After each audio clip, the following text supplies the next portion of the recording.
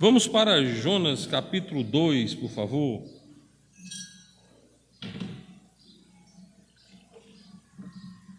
Jonas capítulo 2.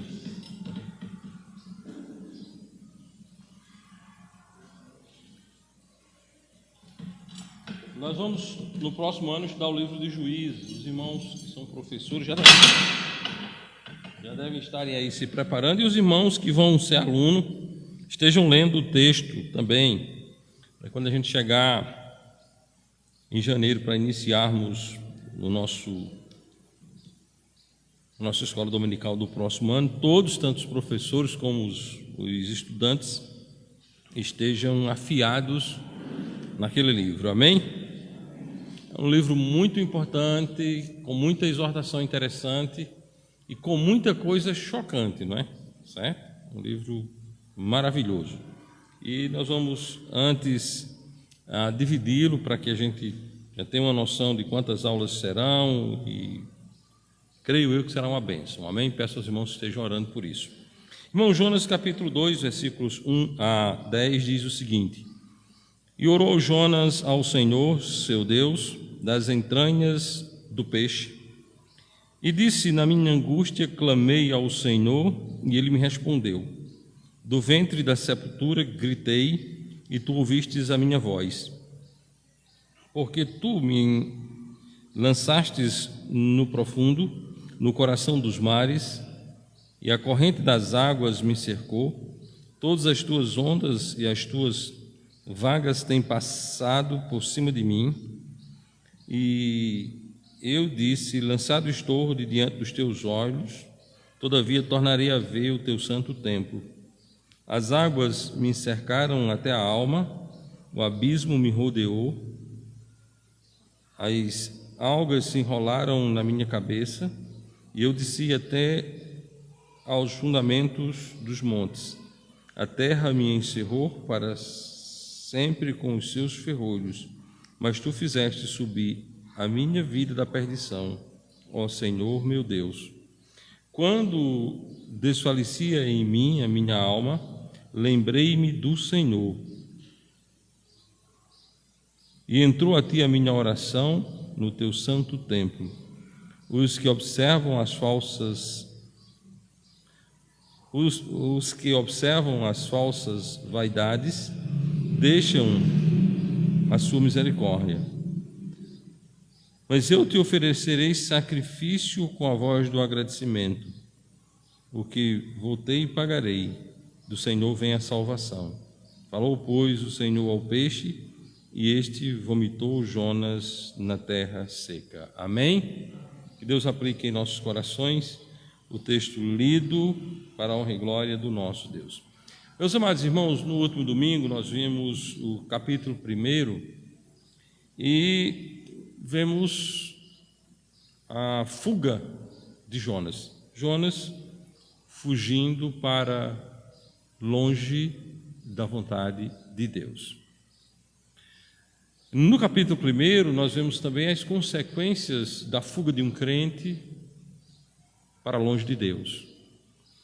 De deixarmos a segurança da perfeita vontade de Deus para estabelecermos as nossas vaidades. Jonas viu o preço da sua desobediência naquela embarcação que estava prestes a ser partida ao meio, e então Jonas assume a culpa e é lançado ao mar. A mão de Deus naquela tempestade, a mão de Deus na vida de Jonas e na vida daqueles homens, opera salvação, e aqueles homens passam de adoradores de deuses estranhos a adoradores do Senhor, Criador de todas as coisas. O capítulo 2 é a sequência daquela cena, é a sequência daquele capítulo. O capítulo 1 termina com o versículo 27, dizendo: Preparou, pois, o Senhor um grande peixe para que tragasse a Jonas, e esteve Jonas 3 dias e 3 noites nas entranhas do peixe. E lá de dentro do peixe, Jonas ora ao Senhor. E aí nós podemos analisar um contraponto bem interessante. Jonas no navio, ele estava fazendo o quê? Alguém lembra? O que Jonas fazia no navio? Dormia. No navio, Jonas dormia sem nenhum compromisso consigo, com a tripulação, com o seu Deus. Ao entrar naquele navio e descer, Jonas, sentindo-se seguro, não pensava na mão de Deus, não pensava na ordem de Deus, estava aparentemente dentro de uma calmaria e ele não orou ao Senhor. Bom, agora aqui dentro do grande peixe, Jonas ora ao Senhor, das entranhas do peixe. Talvez essa tenha sido a oração mais de um pedinte a Deus mais fedorento.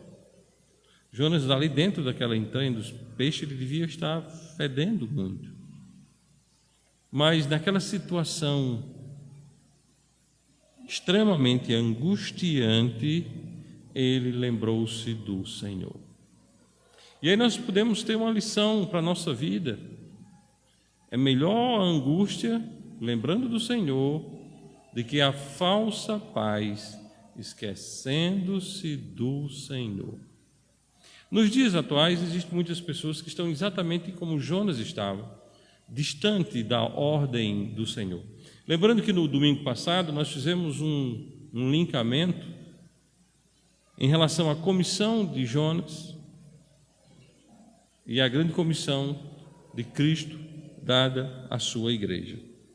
Muitas vezes nós estamos assim, distante da vontade de Deus. E disse: na minha angústia clamei ao Senhor e ele me respondeu. Do ventre da sepultura gritei e tu ouvistes a minha voz. Do ventre da sepultura ouvistes a minha voz. Para o olhar de qualquer observador, ao ser engolido por aquele peixe, era o final da vida de Jonas. Provavelmente Jonas, quando se percebeu sendo tragado por aquele peixe, achou que era o final da sua vida. Porém, das entranhas do peixe, ele percebeu que ele estava vivo e ele percebeu que o Deus de Israel continuava com os ouvidos atentos às orações. E Jonas ora, irmãos, com uma sinceridade magnífica. Ele ora com uma entrega completa ao Senhor. Gritei e tu ouvistes a minha voz. No versículo 3 ele diz: porque tu me lançastes no profundo, no coração dos mares, e a corrente das águas me cercou, todas as tuas ondas e as tuas vagas têm passado por cima de mim. Amados irmãos, pense em uma situação. Essa é uma situação, se não descrita aqui por Jonas, é incapaz de ser imaginada. É incapaz de ser imaginada, mas aqui ele descreve. E é bom lembrar, irmãos, que isso não é um conto, não é uma fantasia, não é uma alegoria. Jonas dentro do peixe é um fato histórico literal. A nossa crença nas Escrituras é respeitando a sua literalidade. A Bíblia não é um livro de alegoria. A Bíblia é um livro literal. E aí alguém pode dizer, mas isso não é científico. Irmãos, eu vou dizer uma coisa a você: toda a ciência passará, mas a palavra de Deus permanece para sempre. É muito interessante que o crente afirme, e afirme sempre, que todas as coisas passarão, mas a palavra de Deus jamais passará. As coisas mudam, mas tem uma verdade absoluta, e essa verdade absoluta é a Bíblia, a palavra de Deus. A Bíblia é verdade absoluta. Então, quando Jonas diz que estava dentro,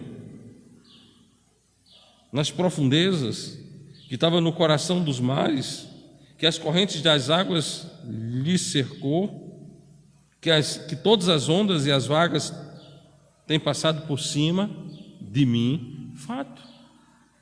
Isso é um fato.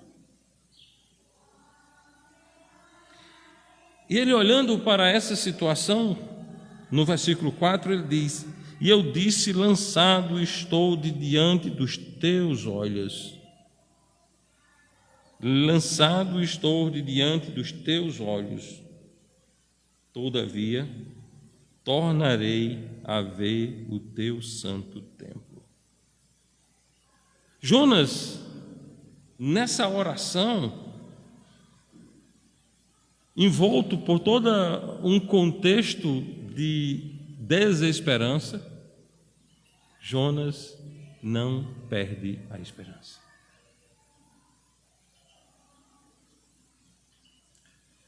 Conhece-se um grande soldado na batalha. Conhece-se um grande soldado na batalha. Jonas aqui estava numa grande batalha, e nesta grande batalha ele tinha uma esperança: tornarei a ver o teu santo templo. Tornarei a ver o teu santo templo. Uma outra verdade bem interessante que podemos trazer aqui é que Jonas estava dizendo que estava lançado diante dos olhos do Senhor. Lançado estou diante dos teus olhos. Mas ele sabia que os ouvidos do Senhor estavam atentos à sua petição. Seguindo o texto, no versículo 5 diz: as águas me cercaram até a alma, o abismo me rodeou, as algas se enrolam na minha cabeça. Eu desci até os fundamentos dos montes, a terra me encerrou para sempre com os seus ferrolhos, mas tu fizeste subir a minha vida da perdição, ó Senhor meu Deus. Mas tu fizeste subir a minha vida da perdição. Meus amados, a vida de Jonas, é uma enciclopédia de ensinamento, é um poço profundo de grandes ensinamentos. De ensinamentos para a nossa vida, de ensinamento para a nossa vida em relação ao trabalho do Senhor, e um ensinamento profundo do nosso relacionamento com o Senhor. Jonas, pode-se dizer, estivera como morto. Mas ele diz: mas tu fizestes subir a minha vida da perdição. Ó Senhor meu Deus. Amados irmãos, nosso Deus é um Deus abençoador. O nosso Deus está sempre pronto para nos corrigir, nos repreender, nos encaminhar em direção à sua perfeita vontade. Para o crente não há desesperança. Não importa o tamanho do buraco que fizemos para nos jogarmos dentro. Não importa, irmãos, o tamanho do buraco que estamos construindo para nos jogarmos dentro. O Senhor é capaz de nos levantar e nos usar. É isso que nós vamos aprender neste livro. Deus ordena Jonas, Jonas desobedece, Deus trata com Jonas, Deus corrige Jonas, Jonas se arrepende e o Senhor o usa de uma maneira maravilhosa. Eu acredito que todo e qualquer pregador do Evangelho gostaria de ver os resultados que Jonas teve. Jonas não gostou. Imagine você chegar numa cidade e essa cidade converter-se completamente a Deus. Qualquer pregador gostaria disso. Mas Jonas não gostou. Mas, vamos ao texto. Quando desfalecia em mim a minha alma, lembrei-me do Senhor. Quando desfalecia em mim a minha alma, lembrei-me do Senhor. E entrou a ti a minha oração no teu santo templo. Amados irmãos, quando desfalecia em mim a minha alma. É exatamente isso que você está ouvindo. Quando estamos usando uma linguagem comum aqui, à beira do precipício, né? Fulano está à beira do precipício. Quando estamos na beira do precipício, descendo o precipício, a nossa alma está desfalecida. Lembrei-me do Senhor. E esse resultado de lembrei-me do Senhor, e entrou a ti a minha oração no teu santo templo. Irmãos, oremos ao Senhor por aquelas coisas que realmente têm tirado o nosso sono, aquilo que tem nos incomodado, aquilo que tem desfalecido a nossa alma. Olha, nunca deixemos o nosso coração se corromper para sermos crentes de brincadeira. Irmãos, nós somos crentes. Nós temos um Senhor. Nós temos um Senhor.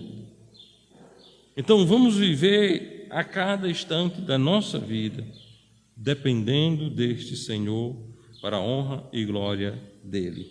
O versículo 8 diz: os que observam as falsas vaidades deixam a sua misericórdia. Muitas vezes nós perdemos o foco. Não é que Deus deixa de ser misericordioso, mas é que nós perdemos o entendimento da misericórdia do Senhor, e aí nos tornamos crentes carnais, murmuradores, incrédulos. Você fala: peraí, pastor, crentes incrédulos? Jesus disse a quem? Homens de pouca fé. A crentes. Aí começamos a achar que o pecado é maior do que Deus, começamos a achar que o problema é maior do que Deus, começamos a achar que o pecador é maior do que... Não, eu não vou evangelizar porque o pecador não se converte. Irmãos, pelo amor de Deus, pecador nenhum converte-se senão Deus o fizer. A palavra de Deus diz que o Espírito Santo convence do que? Do pecado, da justiça e do juízo. Não é o camarada que se convence, é o Espírito Santo que o convence. Não vamos, o povo não quer mais. O povo nunca quis. O povo nunca quis. Lembrem-se da exortação feita por Deus a Caim. Ele quis? Ele não quis. Mas as pessoas que nós achamos que são intocáveis no que diz respeito ao Evangelho, nós devemos pregar. Porque o trabalho nosso tem de ser feito pela fé no Senhor e não pela abertura ou pela dureza do coração daqueles que irão nos ouvir. Bom, os que se converterem, glórias eternas darão a Cristo no céu. E os que não se converterem, glórias eternas darão a Cristo no inferno. Com aquela coisinha assim: eu podia ter escutado o crente. Eu podia ter escutado o crente.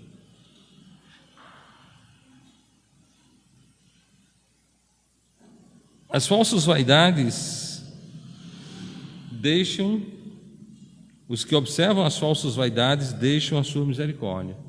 Se nós formos olhar as vaidades, nós deixamos de olhar o atributo de misericórdia do Senhor. O versículo 9, nós já vamos ter, Jonas ainda está dentro do peixe. Ele não saiu do peixe.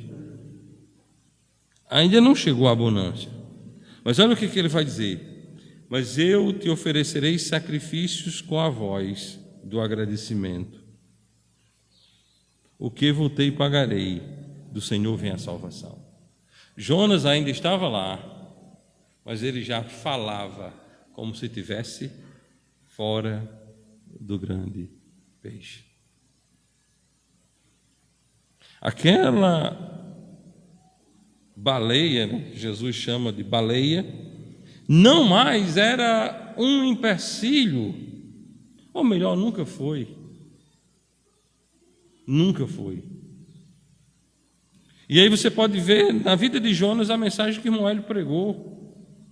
A relação pessoal, é tu e Deus, é Deus e você. E está aqui. O Senhor é meu pastor e não me faltará. Não faltou. Jeová não faltou para Jonas. Pode ter faltado, quer dizer, com certeza faltou família, faltou amigos. Então estava ele lá.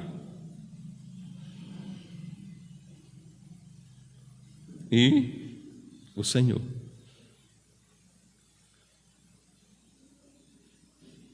E aí ele diz: olha, te oferecerei sacrifícios com a voz de agradecimento, o que voltei e pagarei, do Senhor vem a salvação. Ele sabia que o Senhor o salvaria, amém? E por fim, nesse capítulo, versículo 10 diz: falou, pois, o Senhor ao peixe, e este vomitou a Jonas na terra seca. Eu descobri recentemente que quem achar o vômito de uma baleia torna-se imediatamente milionário. Certo? Então você, quando estiver numa praia, fique atento. Se você achar o vômito de uma baleia, você é uma pessoa rica. Né? Mas muito rico, não é pouco rico não. Certo? Eu não sabia que era tão caro, mas é extremamente caro. Tem pessoas que vivem, quer dizer, que tem toda uma estrutura em busca de vômito de baleia. Sabia disso, Tio John? Certo? Quer dizer, se você encontrar, não faça eca não, né? Se vem cá. Né? Bom, e Jonas foi vomitado em terra seca. E no próximo domingo, se o Senhor Deus nos permitir, nós veremos o que Deus fez por meio de Jonas em terra seca, na cidade de Nínive, certo? Aí, Daiane, domingo eu vou trazer aqueles detalhes que você me pediu sobre Nínive, viu? Não perca a escola dominical. Nós vamos normalmente, quando eu faço os estudos seguindo o texto, eu só gosto de seguir o texto, mas a Daiane fez algumas perguntas sobre Nínive. Eu vou trazer algo aqui sobre a grande cidade de Nínive e vamos ver o que Deus vai fazer por meio de Jonas naquela cidade. Amém?